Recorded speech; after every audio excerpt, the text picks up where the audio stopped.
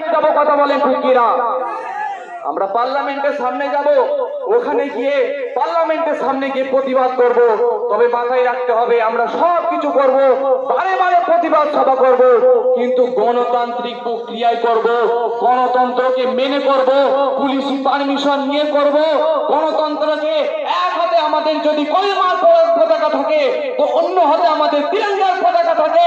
এক হাতে আমাদের যদি কোরআন নদী থাকে, তো অন্য হাতে আমাদের সংবিধান থাকে। কথা বলেন ঠিক কিনা? আমরা সব কিছু করব, কিন্তু সংবিধানকে মান্যতা দিয়ে, সংবিধানকে প্রাধান্য দিয়ে করব। ভাইরা আমার, বন্ধুগণ, খুব অল্প সময় বলবো। আমাদেরকে ওরা মনে করছে যে এরা হয়তো খুব আমরা যা ইচ্ছা তাই করব আর এরা সবটা মেনে নেবে, কিন্তু না সাহেব, আপনি ভুল ভাবছেন। আপনি ভুল ভাবছেন। মুসলমান হয়তো ঘুমিয়ে থাকতে পারে, কিন্তু সারা জীবন ঘুমায় না।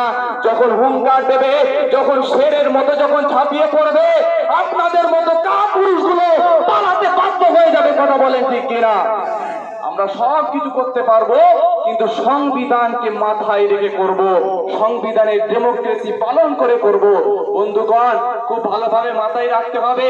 আজকে কখনো আমাদের দরগাহের উপরে আগুন তোলা হয়, খাজা মঈনুদ্দিন চিশতি হুজুরের দরগাহের উপরে আগুন তোলা হয়, কখনো আমাদের মসজিদের উপরে অ্যাটাক করা হয়, কখনো আমাদের ওয়াকাফের সম্পত্তির উপরে অ্যাটাক করা হয়, কখনো আমাদের কবরস্থানের উপরে আগুন তোলা হয়।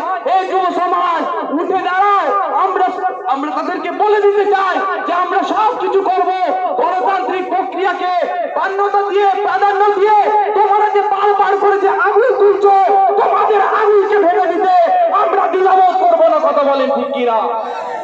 সব কিছুকে করব, কিন্তু ভাই মাথায় রাখতে হবে যে সংবিধানকে মেনে করব।